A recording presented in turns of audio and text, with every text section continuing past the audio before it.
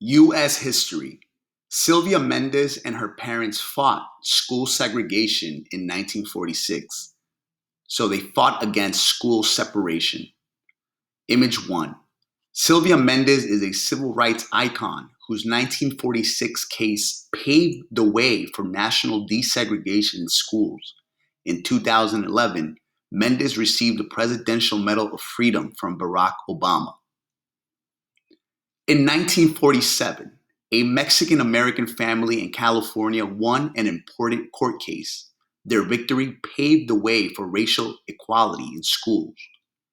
Sylvia Mendez, an 8-year-old girl in Westminster, California, was at the center of Mendez v. Westminster.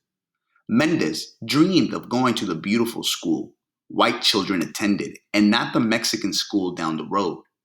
California schools during this time kept white children separate from Black, Asian, and Hispanic children. In 1946, the Mendez family sued the Westminster School District in Orange County, California, in an attempt to end the segregation of Mexican American children in schools. Their case is known as Mendez v. Westminster. In 1947, the family won the case, and as a result, the court outlawed the use of separate schools for Spanish-speaking children in Westminster. This decision eventually led to the end of school segregation throughout California. This is the history of the United States, the history of California, Mendez said in 2016. Mendez isn't just about Mexicans, it's about everybody coming together. If you start fighting for justice, then people of all ethnicities will become involved. Turned away from school. The Mendez family arrived in Westminster in 1944. Sylvia's mother was Puerto Rican and her father was Mexican. The Mendez family took over a farm from a Japanese American family that had been forced into an internment camp. Sylvia and her siblings attempted to register for the 17th Street School, which white children attended. However, the school turned Mendez and her siblings away, while their cousins with whiter skin and a French last name were allowed to register. Sylvia's father, Gonzalo, made a second attempt to get his daughter into the school. Again, the school denied his request, and he decided to fight back. This racial discrimination hurt the Mendez family. Furthermore, the school for Spanish-speaking students that Sylvia was told to attend had fewer resources and poor educational value. The school consisted of 2 wooden shacks filled with secondhand books and old desks. The students, Mendez recalled, did not learn to read or write. Instead, the boys were prepared for work as laborers, and the girls were instructed on housekeeping duties such as knitting and sewing. Other families joined the case. Gonzalo Mendez hired civil rights lawyer David Marcus, who began looking for other Mexican parents to join the case. Eventually, 4 other families joined Mendez. The 5 fathers filed a lawsuit in federal court against the 4 Orange County school districts they came from. The lawsuit represented about 5,000 Mexican American children in the districts. The fathers argued that their children were not given the same educational opportunities as white children. Several civil rights organizations also came out in support of the Mendez family. A victorious outcome. On February 18, 1946, Judge Paul J. McCormick ruled in favor of the Mendez family. McCormick declared that segregation prevented Spanish-speaking children from learning English.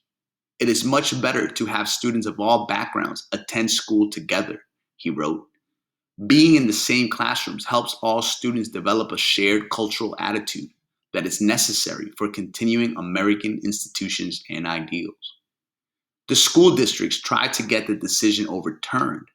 However, the ruling was upheld and Mendez enrolled in 17th Street School. Despite the case's success, Sylvia still remembers the bullying she experienced because of her race. I was crying and told my mother, I don't want to go to the white school. And she said, Sylvia, You were in court every day.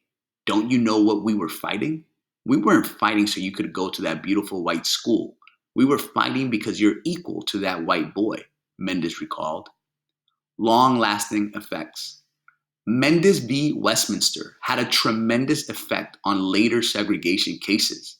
Civil rights lawyer Thurgood Marshall submitted written legal arguments in support of the Mendez cause. 7 years later, Marshall would use some of the same arguments in Brown v. Board of Education as the lead lawyer of that case. The Brown v. Board of Education was a Supreme Court case that ended racial segregation in public schools in the United States. Earl Warren was the governor of California during the Mendez case. After a federal court upheld the Mendez ruling, Warren passed a bill that repealed parts of California law, allowing public schools to be segregated. In 1954, by the time of the Brown v. Board of Education Supreme Court case, Warren had become the Chief Justice of the Supreme Court. Warren wrote the decision that officially banned racial segregation in public schools in the United States, upholding her parents' legacy.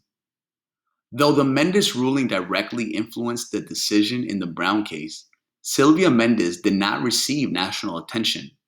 Gonzalo died in 1964 at age 51, unaware of how his fight would go on to change the country.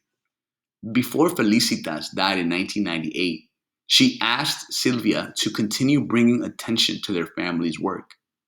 Sylvia Mendez, now in her 80s, has dedicated her life to her family's memory. After retiring from her 30-year nursing career, Mendez now speaks across the country about how her family's fight paved the way for desegregation. In February 2011, President Barack Obama awarded her the Presidential Medal of Freedom. When I got it, I could not stop crying because I was thinking, finally, my mother and father are getting the thanks they deserve, Mendez says. This is theirs, not mine. They stood up against the establishment.